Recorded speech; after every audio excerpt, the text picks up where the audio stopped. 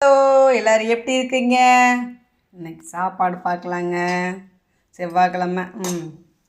சாப்பாடு இருக்குது.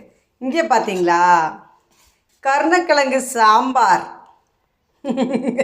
நான் வச்சதே இல்லைங்க என் வாழ்க்கையில்.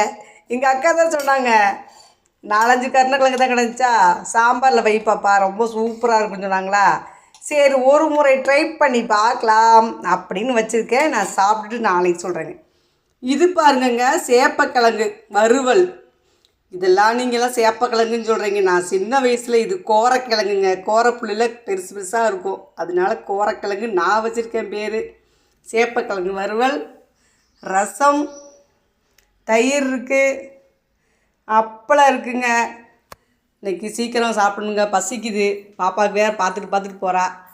பாத்திரம் விளக்கலைங்க, சாப்பிட்டு விளக்கலாம். ஆமாம், நான் வேலைக்காக போகிறோம், சும்மா தானே இருக்கோம், அப்புறம் பார்க்கலாம்.